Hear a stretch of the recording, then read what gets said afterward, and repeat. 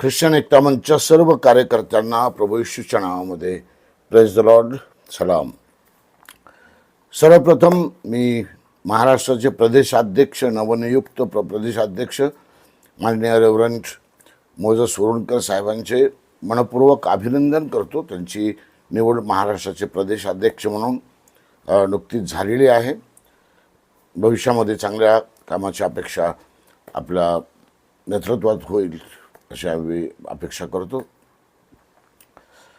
सगळ्यात महत्त्वाची गोष्ट, मी आज हा व्हिडिओ काढण्याचं कारण असं आहे की ख्रिश्चन एकता मंचच्या कामामध्ये खरंच आपण किती इंटरेस्टेड आहोत या गोष्टीचा आपल्याला विचार करणं आवश्यक आहे. मनपूर्वक त्याचं आपल्या डोक्यामध्ये घेणं आवश्यक आहे की खरंच आपल्याला ख्रिश्चन एकता मंच जे काम करीत आहे त्याबद्दल किती तळमळ आहे. आपण स्वतःला यामध्ये झोकून देऊन काम करीत आहोत का, किंवा आपल्याकडून कुचराई होत आहे कामाची, याबद्दलचा विचार आपण करणं नक्कीच गरजेचं आहे. त्याचं कारण असं की मागील 1 वर्षामध्ये आपल्या मागच्या ज्या नियुक्त्या झाल्या त्याला जवळपास 1 वर्ष उलटून गेलेलं आहे. आणि मागच्या 1 वर्षाच्या काळामध्ये मला दुर्दैवानं सांगावं लागतं की ख्रिश्चन एकता मंचच्या काम जसं पाहिजे तसं झालेलं नाही. जे अपेक्षित कार्य होतं ते अजिबात झालेलं नाही. खरं म्हणजे या काळामध्ये मागील अनेक महिन्यांपासून किंवा वर्षभरापासून आपल्या ख्रिश्चन समाजाला आपली खूप जास्त गरज आहे. आपण काय करीत आहोत यावरती खूप काही अवलंबून आहे. आपल्या बंधू बहिणींना जो त्रास होत आहे या त्रासामध्ये आपल्याकडून लोक अपेक्षा करीत आहेत. आणि दुर्दैव असं की आपल्यापैकी अनेक जण यामध्ये सहभागीच नाही आहेत. मागच्या महिन्यामध्ये मी एक झूम मीटिंग घेण्याचा प्रयत्न, फारसं यश आलेलं नाही. आपल्या ग्रुपमध्ये आपण जवळपास 200च्या आसपास लोक आहोत. परंतु ज्या वेळेला आपण झूम मीटिंग घेतो किंवा गुगल मीट घेतो त्यावेळेला मात्र फार कमी प्रतिसाद आपल्याला मिळतो. मला असं वाटतं मागच्या आमच्या गुगल मीटसाठी फक्त 16 लोक उपस्थित होते. यावरून आपली उदासीनता दिसून येत आहे. 1 दिवस अगोदरपासून आपण ही गोष्ट सांगितलेली होती की सर्वांनी वेळ काढा. आपल्याला समाजासाठी थोडासा वेळ काढणं गरजेचं आहे. रात्री 9 ते 10 या वेळेमध्ये आपण मीटिंग ठेवलेली होती. मात्र 16 जणांपेक्षा जास्त लोकांना वेळ मिळालेला नाही असं दिसतंय. म्हणून मला पुन्हा एकदा हा प्रश्न निर्माण झाला की हाऊ सिरियस वी आर. आपण जे काम हाती घेतलेलं आहे या कामामध्ये आपण किती सिरियस आहोत. खरंच आपल्याला ते करायची इच्छा आहे का. जर आपल्याला समाजासाठी काहीतरी करायचं असेल तर आपल्याला नक्कीच थोडासा वेळ द्यावा लागेल. त्याशिवाय ते काम होणार नाही. समजा आपल्या नेतृत्वाला आपल्याबरोबर काही संभाषण करायचं आहे, काही गोष्टी बोलायच्या आहेत, तर त्याचा मार्ग कोणता. ग्रुपवरती आपण मेसेज टाकतो परंतु मेसेजलाही फारसा रिप्लाय किंवा प्रतिसाद मिळत नाही आहे. यावरून थोडंसं मला असं वाटतं की काही लोकांना खरंच याबद्दलचं ओझं आहे काय. कारण एखादं काम करण्यासाठी ते आपल्याला आपल्या मनावरती ते ओझं असणं आवश्यक आहे. आपल्याला काय करायचं नेमकं निश्चित माहीत हवं आहे. अनेक लोकांचे प्रश्न असे आहेत की नेमकं आम्ही करायचं या. एक संघटन ज्या वेळेला आपण उभं करतो, जेव्हा संघटनेची आपण वाढ करतो, ते सगळ्यात पहिलं आणि प्राथमिक काम हे आहे की आपण ज्या ठिकाणचे आहोत. आता समजा मी लातूरमध्ये आहे तर लातूरमध्ये या संघटनेच्या शाखा ओपन करणं हे माझं प्रथम आद्य काम आहे. सुरुवात मी माझ्या शहरापासून केली पाहिजे. मग या ठिकाणी महिलांचं नेटवर्क असेल किंवा मग युवकांचं असेल किंवा फादर बॉडीचं असेल, हे आपण प्रत्येक जिल्ह्यामध्ये शहरामध्ये जिथं आपण राहतो त्या ठिकाणचे तरी किमान जर आपण बॉडी निर्माण केली, तयार केली, तर निश्चित माझी खात्री आहे की फार लवकर आपण महाराष्ट्रभर पोहोचू शकू आणि त्यानंतर इतर राज्यामध्ये पण पोहोचू शकू. पण असं काहीही घडलेलं नाही. एक दोन शहर वगळता पुण्याची टीम बऱ्यापैकी काम करीत आहे, कोल्हापूर टीम बऱ्यापैकी काम करीत आहे. पण बाकी इतर भागामध्ये नाशिक टीम तयार झाली, परंतु तिथून पुढं त्यांच्या मिटिंगा झाल्या किंवा नाही काही माहीत नाही. एक मिटिंगचा अहवाल आपण पाहिलेला आहे, पण पुढं काय होईल, काय करायचं आहे, एकत्र रीतीने काही आपण काही विचार करू शकतो का? या समाजावरती इतका मोठा आघात होत आहे प्रत्येक वेळेला. यासाठी जर आपला आवाज उठवायचा असेल आणि यामध्ये जर आपल्याला भाग घ्यायचा असेल तर नक्कीच आपल्याला काहीतरी करणं आवश्यक आहे, एकत्र येणं गरजेचं आहे. आणि आपण काय बोलतोय एकमेकांना ते समजून पण घेणं आवश्यक आहे. आता आपण प्रदेशाध्यक्ष नवीन यावेळेला दिलेले आहेत आणि माझी खात्री आहे की ते प्रामाणिक काम करणारे व्यक्ती आहेत आणि त्यांचं जे नेटवर्क आहे ते आपण मागच्या काळामध्ये पाहिलेलं आहे आणि त्या प्रमाणात आपल्याला लोक एकत्र करणं गरजेचं आहे. आता आपल्याला माहिती विधानसभेमध्ये किती गदारोळ ख्रिश्चन प्रॉपर्टीविषयी चालू आहे.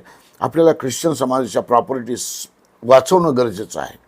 ख्रिश्चन लोकांवर होणारे अन्याय अत्याचार दूर करणं हा आपला मुख्य हेतू आहे. परंतु आपण एक दोघं जण किंवा आपल्या फक्त ग्रुपवरती आपण बडबड करून चालणार नाही किंवा फक्त आपला ग्रुप फक्त वाढदिवसांच्या शुभेच्छा देण्यासाठी आपण तयार केलेला नाही.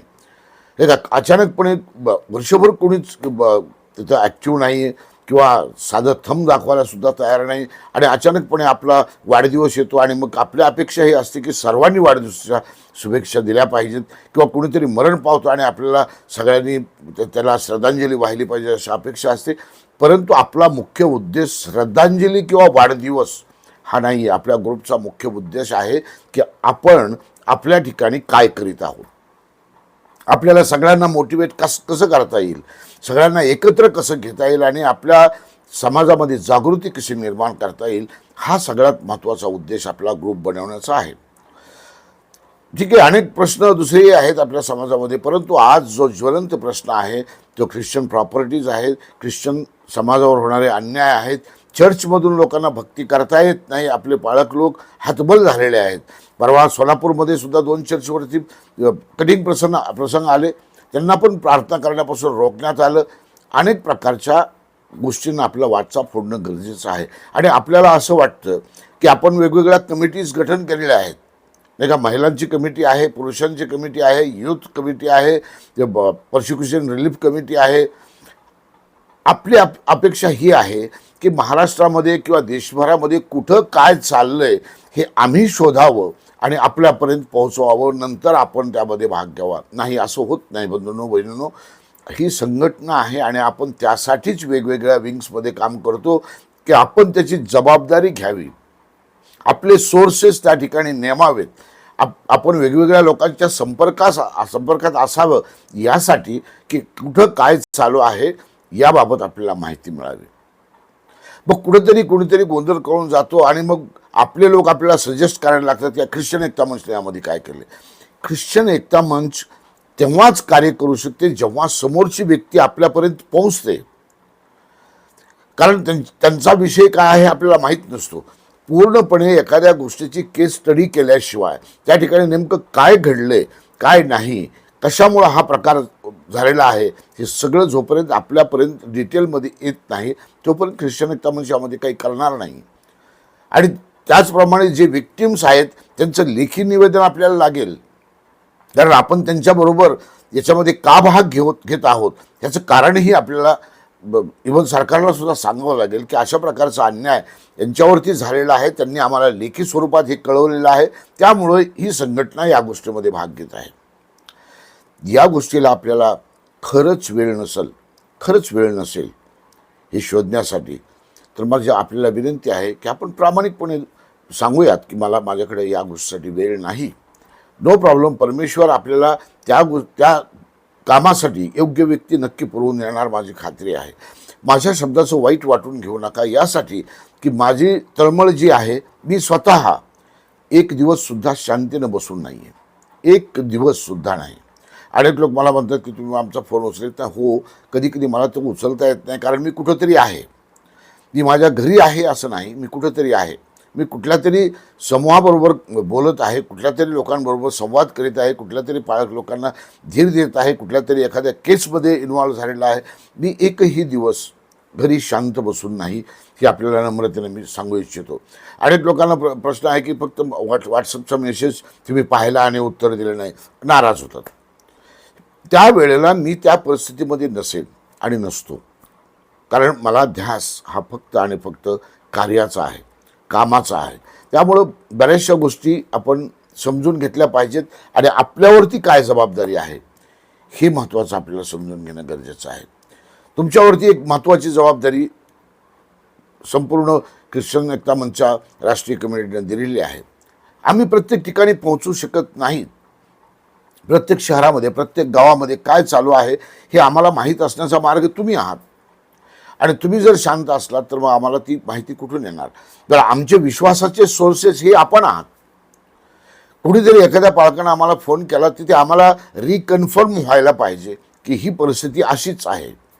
कदाचित संघटनेला फसवण्यासाठी सुद्धा कोणी अशा प्रकारचं जाळं टाकू शकतो, मग आम्ही त्या जाळ्यामध्ये अडकणार का? यामुळं आपल्याला पुढच्या काळामध्ये आता मला असं वाटतं की पुन्हा एकदा महाराष्ट्र प्रदेशच्या संपूर्ण कमिटीची रिफॉर्मेशनची वेळ आलेली आहे. महिला, युवक आणि फादर बॉडी यांचं रिफॉर्मेशन लवकरच करण्याचा विचार आहे. कारण मी आपल्याला दोष देत नाही, परंतु कदाचित आपल्याला वेळ मिळाला नसेल किंवा कामाचा प्रकार जो आहे तो समजलेला नसेल. तर मी तुम्हाला आताही सांगतो आणि पुन्हाही सांगेन, ज्या वेळेला आपण रिफॉर्मेशन करू तेव्हाही सांगेल की कोणत्याही संघटनेचा मुख्य उद्देश हे आपलं नेटवर्क वाढवणं हा पहिला आहे. सर्वप्रथम सगळ्या जिल्ह्यांमध्ये, सगळ्या शहरांमध्ये आपलं नेटवर्क वाढलं पाहिजे, आपली कमिटी स्थापन झाली पाहिजे. तिथून पुढं बाकीच्या गोष्टी काय करायचे काय नाही करायचे ह्या गोष्टीचा विचारविनिमय होईल. अनेक लोकांना असं वाटतं की मीटिंग होत नाही. मीटिंग घेणं ही एवढं सोपं नाही आहे. ही आर्थिक खर्चिक बाब आहे, खूप खर्चिक बाब आहे. हे करणं रोज रोज किंवा 4 महिन्याला 2 महिन्याला करणं सुद्धा शक्य होत नाही, कारण आपल्याला तो आर्थिक बोजा सहन करण्यासाठी कुठलंही अर्थसहाय्य आपल्याकडं नाही आहे. आपण कुणाकडून 2 रुपये 10 रुपये सुद्धा डोनेशन आतापर्यंत घेतलेले नाही आहे. आणि कुणी स्वतःहून आपल्या कार्यकर्त्यापैकी असं कोणी म्हणालेलं नाही की ठीक आहे, हे 500 रुपये तुमच्या या कार्यासाठी माझी मदत राहू द्या, असंही कोणी म्हणालेलं नाही आहे. त्यामुळं प्रत्येक वेळेला मीटिंग घेणं किंवा मी तिथे येणं किंवा अजून कोणी पदाधिकाऱ्यांनी तिथे येणं हे शक्य होत नाही. त्यावेळेला लोकल लेवलवरती आपण मीटिंगा घेणे आणि आपण लोकांना मोटिवेट करणे हे आपलं प्रत्येकाचं काम आहे. माझी खात्री आहे की आपण पुढच्या काळामध्ये मोजे सोरणकर साहेबांच्या प्रदेशाध्यक्षाच्या खाली आपण ही काम चांगल्या रीतीनं करूयात आणि त्यांच्या सूचनेनुसार आपण पुढची बॉडी तयार करणार आहोत. मला क्षमा करा, कारण काय, मला हे रिफॉर्मेशन करणं आवश्यक आहे. मी इनफ म्हणजे 1 वर्ष आपली वाट बघितलेली आहे. जे पदाधिकारी आहेत, जे पदाधिकारी 1 वर्षापूर्वी नेमलेले आहेत, माझ्या आपल्याकडून किमान एवढी तरी अपेक्षा होती की ज्या ठिकाणचे आपण पदाधिकारी आहोत त्या ठिकाणची तरी बॉडी आपण जाहीर करावी. ही अपेक्षा माझी चुकीची नव्हती असं मला वाटतं.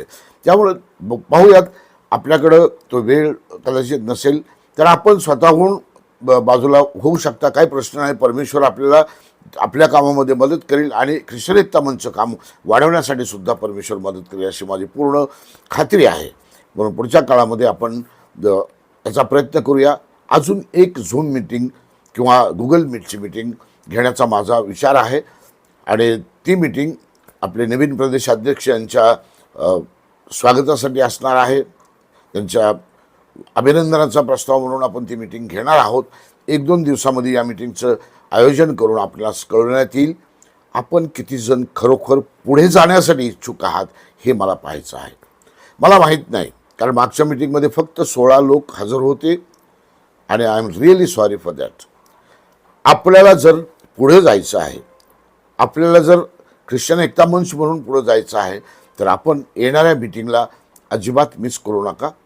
1-2 दिवसामध्ये आपल्याला ती लिंक टाकण्यात येईल. आपण सर्व जॉईन होऊन आपले विचार मांडूयात. ठीक आहे, काही चुकत असेल तर तेही आपण सांगूयात.